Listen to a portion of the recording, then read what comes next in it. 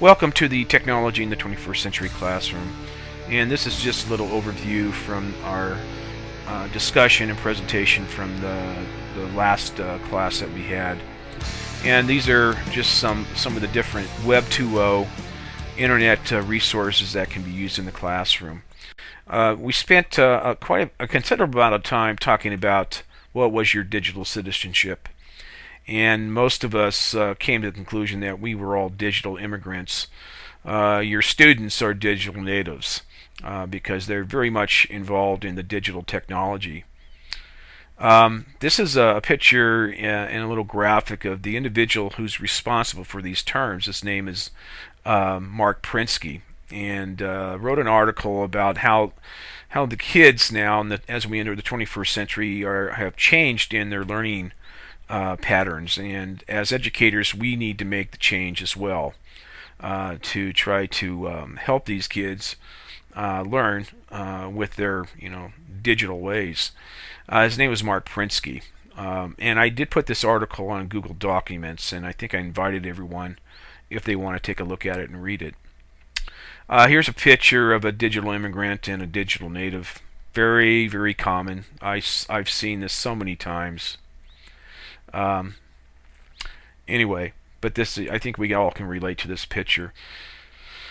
Here's an interesting quotation. Our students have changed radically. Today's students are no longer the people our educational system was designed to teach. I was a 20th century teacher trying to break into the 21st century. Pretty difficult to do. Here's just a definition of digital natives, and I'll just let you look at it. I'm not going to read through it.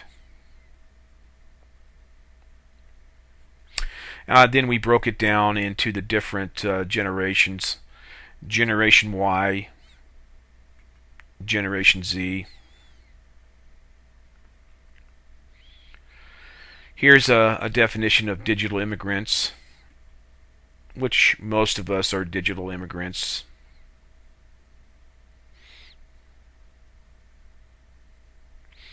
And we also broke that down.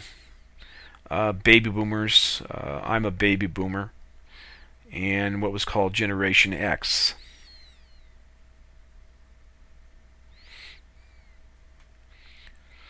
As a teacher, this following quotation might be something that you can relate to, because I know that for me, it was something that, especially the last few years of my of my career, I seem to be using this quotation quite a bit, and you can fill in the blanks. So anyway, kind of an interesting quotation. Here's an interesting quotation too, that the illiterate of the 21st century will not be those who cannot read or write, but those who cannot learn, unlearn, and relearn. Interesting, because as a 20th century learner and 20th century educator breaking into the 21st century, I really had to unlearn some of the things that I was taught on how to teach kids, and relearn it to try to benefit those kids in the 21st century. Very difficult to do as you get older as a educator. So what are the 21st century skills? Well, here's kind of a working definition. And what I'm going to present to you is nothing new. You've heard of these, in your professional development classes. And here's just a little cluster that gives you the 4 different areas: digital age literacy, effective communication skills, inventive thinking, high productivity. And this is pretty common today. Here's a breakdown of each of those areas, and I'm not going to go through each of them. You can look at these and read these yourself.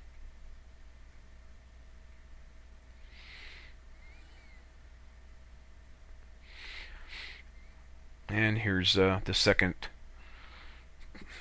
slide of that. And as we said, these are things that have been discussed, for the last 5 or 6 years, to prepare our kids better for the 21st century. And here's just a short chart here that gives you a little idea of the 20th century learner versus the 21st century. And boy, I can relate to this very much.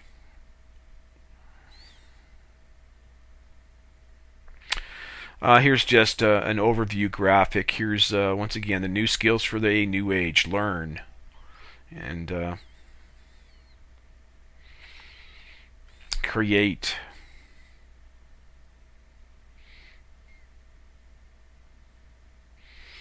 Collaborate. That's a huge term in the education world. So why are 21st century skills important?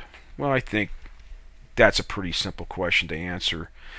And here's just a graphic that shows you, what skills are most important for job success when hiring a high school graduate. And you have been, told this many times in your professional development. And here's another graphic that shows you the deficiencies that our students have. And so you can see that there's quite a few areas that we as educators have to work on besides teaching the core subjects. It is a tough, it's a mentally emotional, stimulating job to be an educator today, because you have so many things you have to do. Well, are our students ready for the new global economy? Yeah, good question. And with this question, several questions emerge. How do we create a rigorous, relevant, student-centered learning environment that better prepares our students for the 21st century? Man, there's lots of questions that come out of that question. It's not an easy task. There's curriculums that have to be rewritten, standards that have to be written. More questions emerge. How do we measure the skills? How do we capture the students' growth? How do we engage students in the learning process to build these skills? Once again, question mark. Lots of opinions, lots of ideas. This is still being discussed today, and there's not a totally right answer. Everybody has different ideas and opinions. We also talked about the digital divide. And the digital divide, and this is just a little definition of that, creates a very difficult problem for educators, because there is a group of students that we have in our classes that don't have technology at home, and the only place that they really get technology and learn it is at school. So this is a major problem for a lot of students who come from poor families or live in school districts that don't have a large tax base. That is another question mark as well. To finish up the podcast here in our discussion, is your classroom a 21st century classroom? And we spent a few minutes on that, and I handed out a graphic to you which looked like this. And we came to the conclusion, just about all of you have a few of these components, and if you have a laptop connected to the internet with an overhead projector, you're on your way. At least you're starting. If you have some of these other components like a document camera, particularly a smart board, then you're ready to go. You've got the tools that you need for the 21st century classroom. And with that, we're going to sign off, and that's the end of this little presentation podcast. Thank you.